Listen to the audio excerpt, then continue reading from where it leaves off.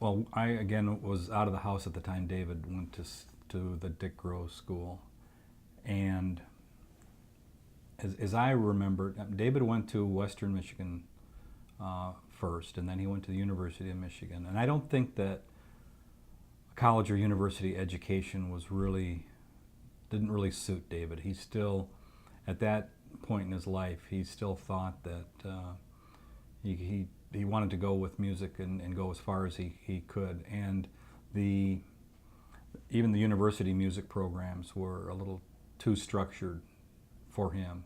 When Dave and I were in Ann Arbor together, all this jazz and music around, I subscribed to Downbeat magazine, and we read that, and I think I said, Dave, look at this.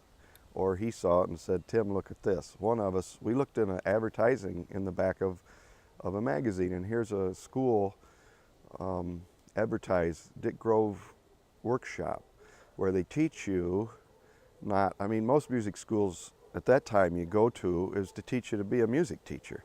We didn't want to be music teachers, we wanted to be professional performing musicians.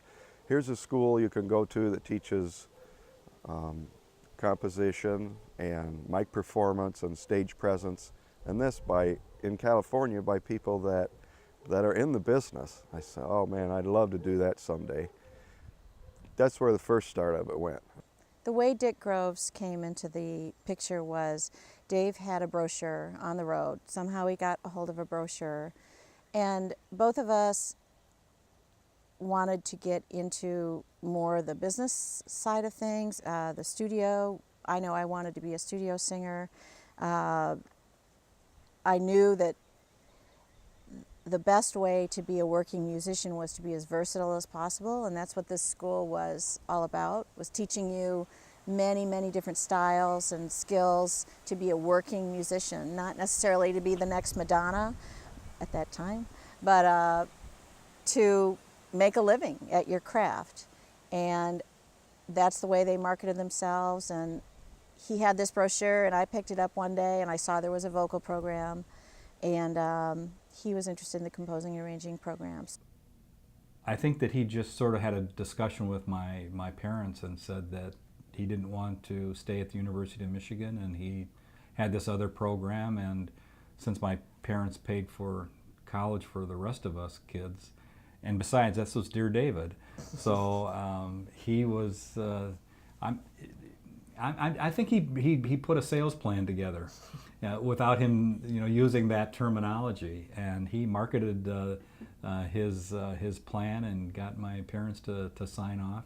Now my sister lived in LA at the time, so that, as a parent you always think, okay, well, we have another child out there, so that's his safety net. Well, practically speaking, I know Allison helped David from time to time when he needed, but he was on his own. But I do remember the day that he arrived, and it was wintertime. My ex and I were living up in the mountains in Wrightwood in this little log cabin thing, and it was just before Christmas, and David pulled in, and he had called maybe from the road to let us know that he was on his way there. And then when he got there, he was like all dejected and apologizing, and we're going, well, what's the deal? Somebody broke into my van and stole all the Christmas presents. And he was like ready. He thought we were going to kill him or something because somebody had stole all the Christmas presents that he had in the back of the van. But it was all good anyway. So we managed to have a pretty cool Christmas because he had gotten to California at least safely in one piece, and nobody got him, even though they did get the stuff out of the back.